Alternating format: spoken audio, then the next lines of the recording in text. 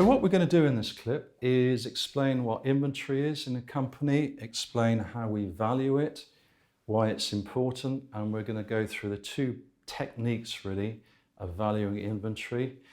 Why are we doing this? Well, in a lot of companies, inventory is actually one of the biggest assets they have. It's actually a very important asset. And what is inventory? Well, that's basically the raw materials or the product that they've got ready to resell. So as you can see, if you're a manufacturing company, that could be actually a lot of money tied up in inventory. Looking at this, these guys seem to be some kind of steel company. They've got steel rolls here, so we can see there's a lot of money tied up with this. So a very useful topic. Let's dive into it, see how we do with this.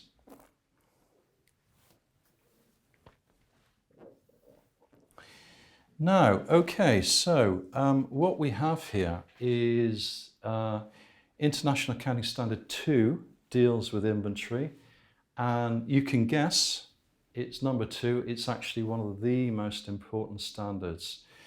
So accounting standard number 1 is the one that deals with financial statements. Number 2, inventory, obviously very, very important. The standard really tells you two things. It tells you need to look at the cost of the inventory, and you need to look at the resale value of the inventory. What is the realizable value of the inventory? That's basically the selling price minus any selling cost, any direct selling cost. And what it says, International Accounting Standard 2 says we need to value these at the lower of those two, at the lower of those two. We need to know the cost, we need to know the net realizable value, and then we choose the lower of the two. So it's very firm there. There's no type of leeway. You absolutely have to follow that rule. If you don't follow that rule, you've broken the regulations, and basically your accounts are wrong in that situation. So let's try and see this in action, because obviously it's pretty important that we actually get this right. So we've got a company here, and it seems to be these guys have 3 products, A, B, and C. And we have the cost and the net realizable value for these 3 products. In A, we have a cost of 10 and a realizable value of 20.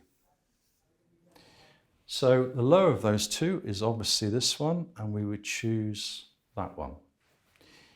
B, we have a cost of 20 and a realizable value of 30. So you can see we have a profit margin of about $10 for each product here. Again, we choose the cost because it's lower. And then finally, we have a product here which seems to be a bad product because the cost of the product is $15 and we're actually only selling it for $10. Not a good product, and what we say here, we need to recognize immediately or write down that value down to the lower of cost or net realizable value.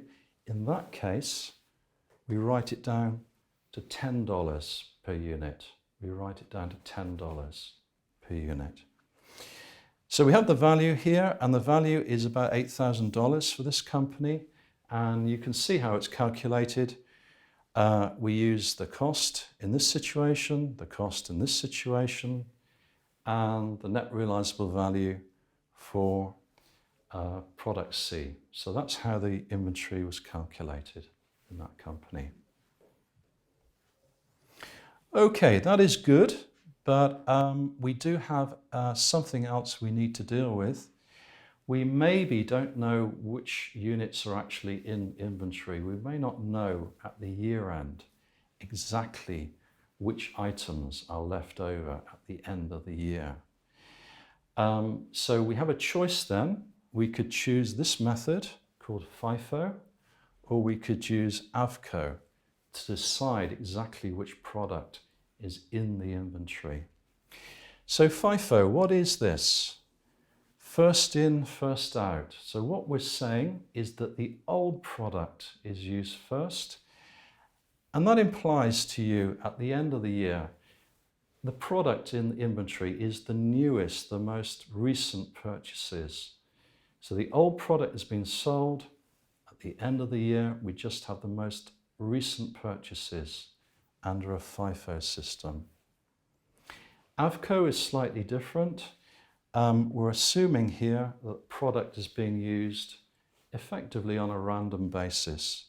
And then we just say, okay, we just calculate the average cost in that situation. So they're quite different, these two methods. And, oh, hi, Alex. Right, okay. You have a question? Yeah, so I was wondering, how do you know which methods to use? Yeah, it's a good question. We really need to decide how the business is being run. How are they actually using their inventory? Do they have a good system to use the old stuff first? If they are doing that, we use FIFO. If they're using stuff in a sort of a random way, we'd probably use AVCO then. We would use this system. This system is actually a little bit easier. AVCO is actually easier to run it. So the answer really for your question is that it very much depends how the company's organized. Either of those two are possible, depending on your own situation.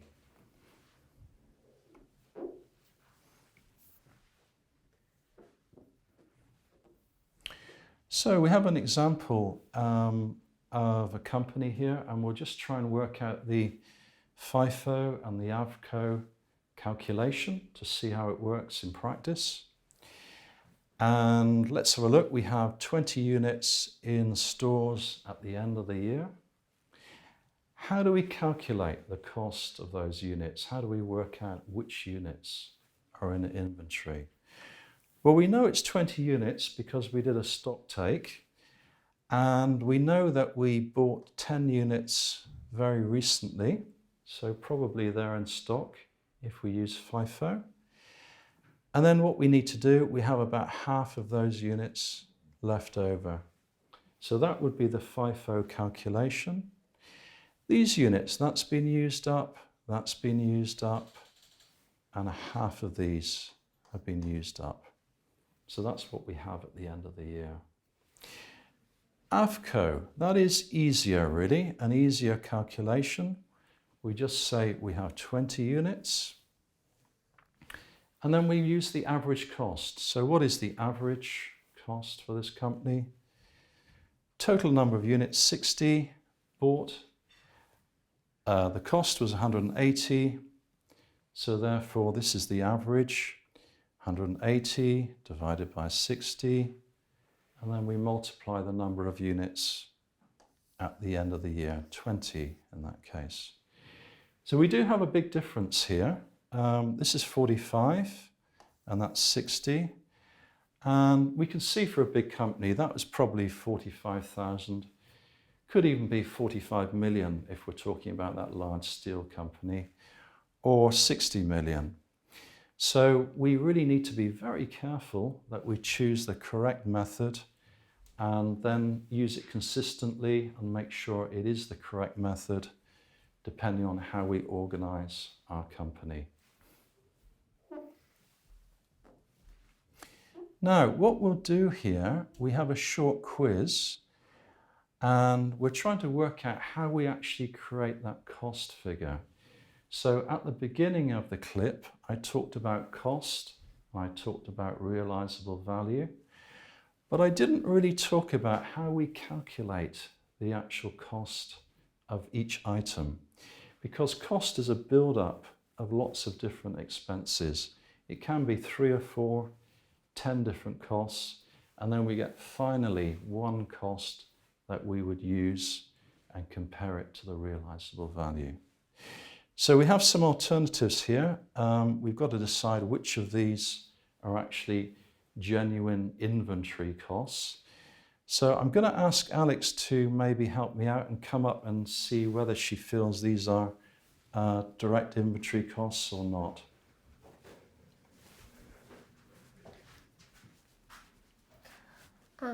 Right, so the first one, purchase of raw materials, I feel like that's